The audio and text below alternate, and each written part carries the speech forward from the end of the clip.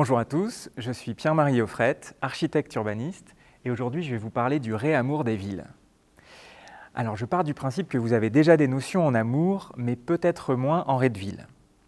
Alors personnellement, moi ça fait très longtemps que je n'ai pas entendu un habitant me confier qu'il était amoureux de sa ville. Et ce qui me touche particulièrement, puisque ça fait à peu près 15 ans que j'ai passé mon diplôme, et ça fait 15 ans que je travaille au quotidien à l'amélioration de quartiers existants ou alors à la conception de quartiers nouveaux. Donc je commence à être un petit peu impatient. Mais par contre, j'ai une très forte conviction, c'est qu'il y a dans le ré de ville un levier très fort pour pouvoir améliorer la qualité d'un quartier et la qualité de vie de ses habitants. Le ré de ville, on peut considérer que c'est comme un territoire qui est composé d'espaces bâtis, le rez-de-chaussée, et d'espaces ouverts, une rue, une place, une cour, de l'espace public, et que selon le degré, le niveau d'interface que l'on arrive à créer entre ces deux espaces, eh bien on arrive à bouger quelques leviers, qui bougent quelques paramètres qui, à leur tour, contribuent à l'amélioration d'un quartier et de ses habitants. Mais pour cela, on a besoin de travailler ensemble, vous les habitants et nous les urbanistes. Parce que pendant très longtemps, la ville, c'était surtout une histoire d'urbanistes, et d'ailleurs surtout une histoire d'hommes. Et aujourd'hui, on prend conscience qu'on a tout intérêt à travailler en équipe, très en amont du projet urbain, afin que le projet de ville, avec ses rues et ses bâtiments qui vont être réalisés, eh bien, soit beaucoup plus proche des attentes de leurs habitants. Puisqu'au final, c'est vous qui habitez les quartiers et pas forcément nous. Voilà. Alors, je vais vous expliquer dans cet exposé quel pourrait être votre rôle dans cette histoire. Le chemin est plutôt logique, mais il n'est pas forcément toujours très simple. En tout cas, le jeu en vaut la chandelle. Alors, vous avez probablement déjà vu ces unes de journaux il y a à peu près un mois, en mars, lors de l'annonce du premier confinement. En quelques jours, 450 000 Parisiens ont fui la capitale.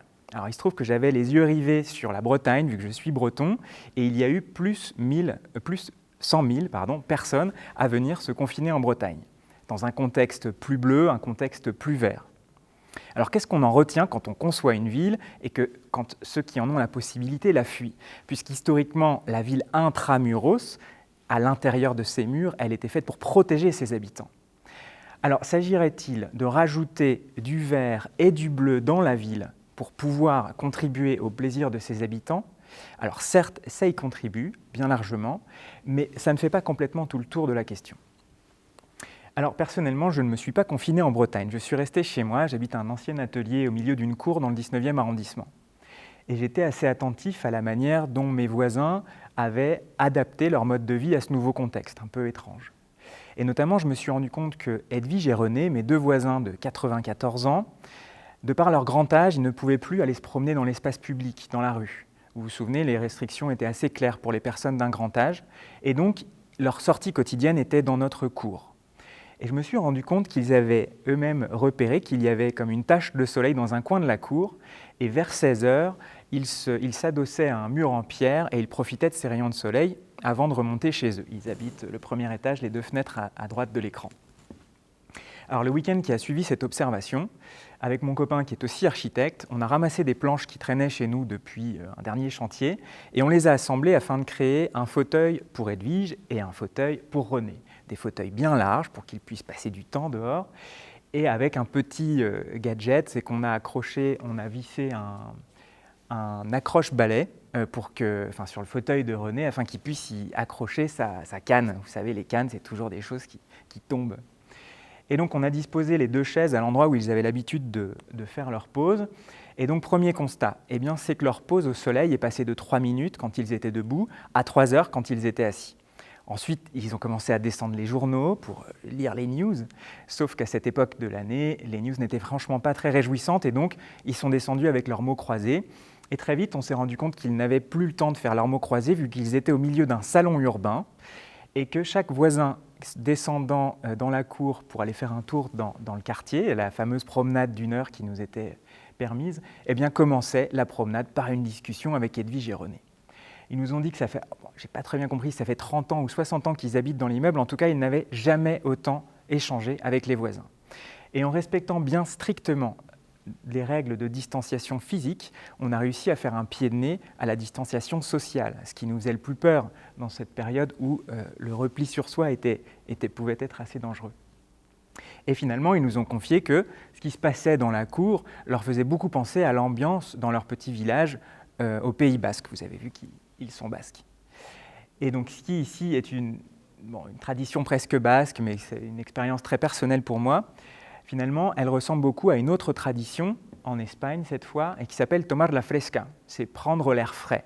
C'est la tradition de sortir sa chaise le soir, non pas pour prendre le soleil, mais pour prendre la fraîcheur et aussi les nouvelles fraîches de la journée. Et j'ai choisi de vous montrer cet article de La Vanguardia, qui est assez amusant puisqu'il relate l'histoire de piétons qui se sont plaints auprès de la mairie puisque les trottoirs étaient obstrués par des personnes un peu bavardes le soir et que les piétons ne pouvaient plus marcher. Et finalement, la ville a pris le parti de la tradition historique, recommandant aux piétons d'utiliser la chaussée et recommandant par ailleurs aux automobilistes d'aller se garer en entrée de ville. Alors on a ici un autre versant du raid de ville qui est plutôt qui est à comparer quand on va chez l'acupuncteur où il nous plante une aiguille dans le pied pour résoudre un problème à l'épaule. Eh bien là, c'est un petit peu pareil. Le raid de ville, on parle d'une histoire sur un trottoir et finalement, on a un impact sur un autre espace de la ville, comme par exemple ici, les automobilistes, les piétons. On parle des mobilités urbaines. Voilà. Plusieurs paramètres qui sont actionnés par rapport à quelque chose qui se passe à l'origine, à l'interface entre l'espace bâti et l'espace ouvert. Mais cette tradition très espagnole, on se rend compte qu'elle appartient à beaucoup d'autres contextes, aussi bien dans des cultures du Nord que des cultures du Sud, de l'Est ou de l'Ouest. Et qu'avant d'être une tradition urbaine, cela remonterait à une tradition rurale, et donc que le banc ou la chaise devant la façade de la ferme serait donc le grand ancêtre de la terrasse de bistrot, tout simplement. Avec la spécificité ici bien parisienne que les chaises sont tournées vers le centre de la ville, vers le centre de la chaussée, contrairement par exemple à la typologie du pub anglais, dans lequel on est plutôt tourné vers le centre du bar, vers le comptoir. Cette image, on peut considérer que c'est comme un portrait de ville qui retrace un petit peu la société en 1900 à Paris. Alors cette image, on peut considérer aussi que c'est comme un archétype du raid de ville actif. La limite entre le bâti et l'espace ouvert, la limite entre le public et privé est presque floutée. Regardez-la fixement et maintenant faites-la résonner avec ce photomontage de l'artiste Nicolas Moulin qui s'appelle « Vider Paris ». Alors je vous pose une question, est-ce que Paris est toujours Paris quand on lui enlève son raid de ville ? Alors évidemment non, mais cette image, on a plutôt l'impression qu'elle fait partie d'un scénario de science-fiction. Et pourtant, elle n'est pas si différente du contexte qu'il y a à 50 mètres de l'entrée de votre école à Cergy-Pontoise. Sur ce tronçon de rue, qu'est-ce que l'on observe ? De l'espace pour les poubelles, pour les voitures, des portes de garage, des murs aveugles et des fenêtres plutôt fermées. Les trottoirs sont assez étroits, je ne sais pas si 2 fauteuils roulants peuvent s'y croiser. Alors, est-ce que cette image, on l'assume comme un portrait de notre société en 2021 ? Est-ce que c'est ça qu'on a envie de graver dans les manuels d'histoire de la ville ? Est-ce que c'est ça que l'on peut considérer comme un patrimoine à léguer aux générations futures ? Alors, personnellement, non, et c'est notamment pour ça qu'avec François Leclerc, mon ancien patron, quand on a répondu à un concours international pour la Cité des médias à Bruxelles, on nous posait la question de faire un nouveau quartier pour 5000 nouveaux habitants et 5000 employés du monde des médias. Notre réponse était de dire que le cœur de ce nouveau quartier devait être un espace public paysager qui serait le connecteur de tous les programmes et de tous les différents usagers de ce nouveau morceau de ville. Et pour ça, on a mis en place une méthodologie assez stricte dans laquelle on a disséqué un à un tous les programmes de ce nouveau quartier. Une école de journalisme, une école de médias, une start-up, une grosse entreprise des médias, un logement social, un logement pour personnes âgées, un logement étudiant, et la liste est longue. Et ensuite, on a sélectionné tous les mètres carrés les plus à même d'avoir une interface plutôt active entre le dedans et le dehors, afin que l'espace public soit habité, soit animé des programmes de rez-de-chaussée.